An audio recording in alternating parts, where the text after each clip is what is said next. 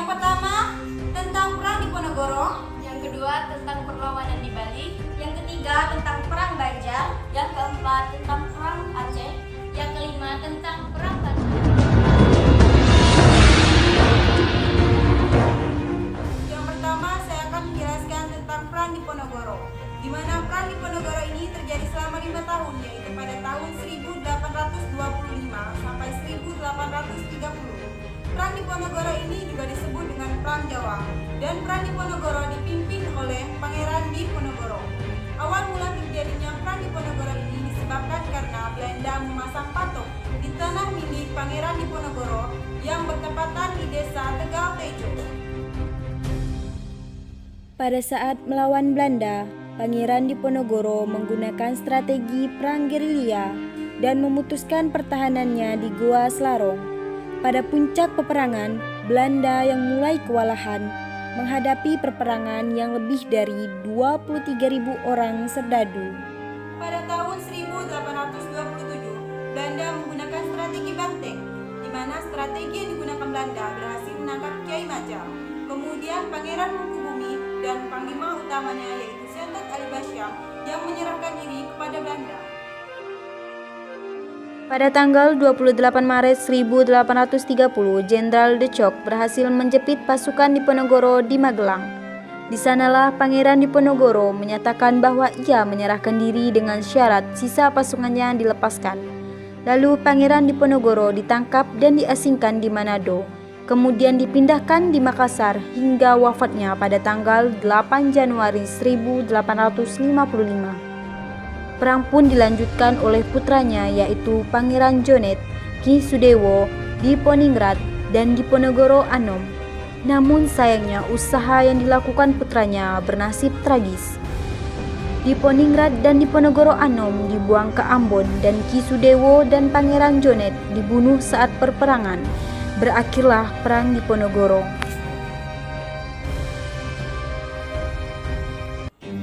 Yang kedua, yaitu perlawanan di Bali. Awal dari terjadinya Perang Bali adalah perjanjian pihak Belanda dengan Kerajaan Buleleng pada tahun 1843 yang isinya Kerajaan Buleleng akan membantu Belanda jika kapalnya terdampar di wilayah Buleleng. Perjanjian ini dibuat karena adanya hak tawar karang yang dimiliki Raja-Raja Bali, yaitu hak yang diberikan kepada kepala desa untuk menawan perahu atau kapal-kapal beserta isinya yang terdampar di wilayah Kerajaan Buleleng. Pada tahun 1844, terjadi perampasan kapal-kapal Belanda di pantai Perancah dan Sangsit. Belanda menagih perjanjian 1843, tetapi Kerajaan Buleleng menolaknya. Dan ini dijadikan alasan untuk menyerang Kerajaan Buleleng dan menguasai Bali Utara. Belanda menyerang Kerajaan Buleleng sebanyak 3 kali, yaitu pada tahun 1846, 7 Juni 1848, dan 19 April 1849.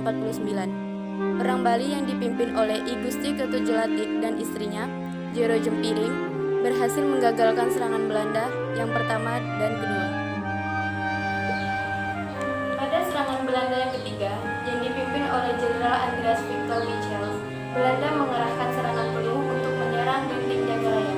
Hal ini menyebabkan I Gusti Ketujelatik dan pasukannya mengambil keputusan untuk melakukan perang puputan, yaitu perang hingga tetes darah penghabisan. Akhirnya, Benteng Jagaraya dapat dikuasai Belanda dan I Gusti Ketujelatik dan istrinya, Jero Jempiring, tewas pada serangan ini. Sejak inilah Belanda berhasil menguasai Bali Utara.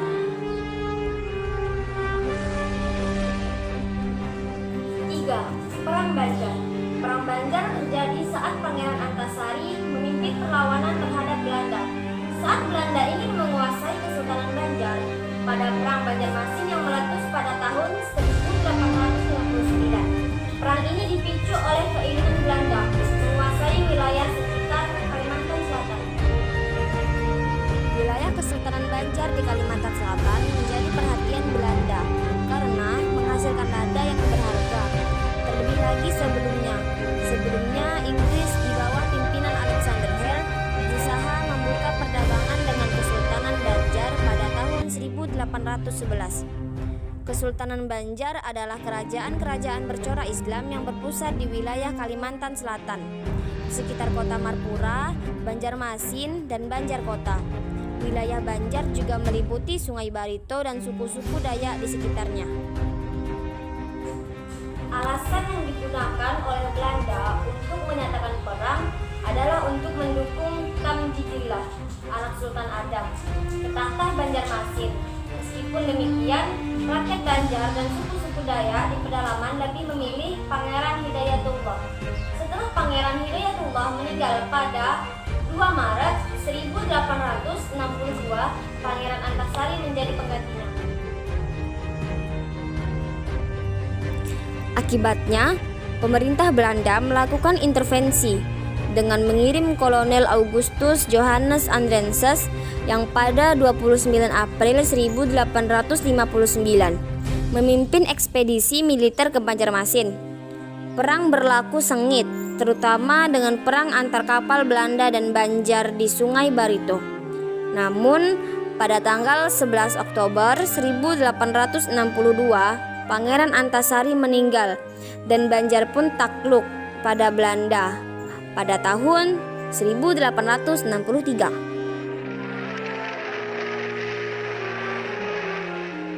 Yang keempat, Perang Aceh. Perang Aceh ini dimulai pada tahun 1873 sampai dengan 1904. Pada tahun 1904, Kesultanan Aceh menyudahi perlawanannya terhadap penjajah Belanda. Namun, pada saat Kesultanan Aceh telah menyerah, masyarakat Aceh masih tetap melanjutkan perlawanannya dengan cara gerilya. Tiongku Umar dan istrinya Cut Nyak-din memimpin jalannya perang melawan Belanda bersama masyarakat Aceh yang masih ingin merebut kembali tanah Aceh dari penjajah Belanda. Tiongku Umar dan Cut Nyak-din terus melawan Belanda bersama masyarakat Aceh dan akhirnya berhasil merebut kembali salah satu wilayah di Aceh, yaitu Meulabon. Akan tetapi, Tiongku Umar gugur dalam perang karena tertembak peluru, dan berakhirlah Perang Aceh. Perang Batak. Perang Batak terjadi pada tahun 1878 sampai 1907. Merupakan perang antara kerajaan Batak melawan Belanda. Perang ini berlangsung selama 29 tahun. Alasan meletusnya perang ini adalah Belanda berusaha mewujudkan Pax Netherlandica. Perang meletus setelah Belanda menempatkan pasukannya di Tarutung dengan tujuan untuk melindungi penyebar agama Kristen dengan tokoh penyebaran Nommensen orang Jerman. Raja Sisingamangaraja IX memutuskan untuk menyerang kedudukan Belanda di Tarutung. Perang berlangsung selama 7 tahun di daerah Tapanuli Utara, seperti di Bahal Batu, Siborong-Borong, Balige Laguboti, dan Lumban Julu. Pada tahun 1894, Belanda melancarkan serangan untuk menguasai Bakkara, pusat kedudukan dan pemerintahan kerajaan Batak. Akibat penyerangan ini, Sisingamangaraja IX terpaksa pindah ke Dairi Pakpak. Pada tahun 1904, pasukan Belanda di bawah pimpinan Van Dalen dari Aceh Tengah melanjutkan gerakannya ke Tapanuli Utara, sedangkan di Medan didatangkan pasukan lain. Pada tahun 1904, pasukan Mersose di bawah pimpinan Kapten Hans Christopher berhasil menangkap Boru Sagala, istri Sisingamangaraja IX, serta 2 orang anaknya. Sementara itu, Sisingamangaraja IX dan para pengikutnya berhasil melarikan diri ke hutan Sinsip. Ia menolak tawaran untuk menyerah dan dalam pertempuran tanggal 17 Juni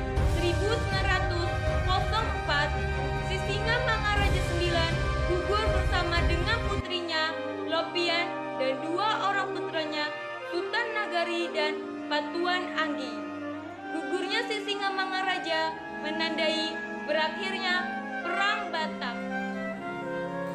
Itulah tadi penjelasan singkat dari kelompok kami. Sekian dari kelompok kami. Wassalamualaikum warahmatullahi wabarakatuh.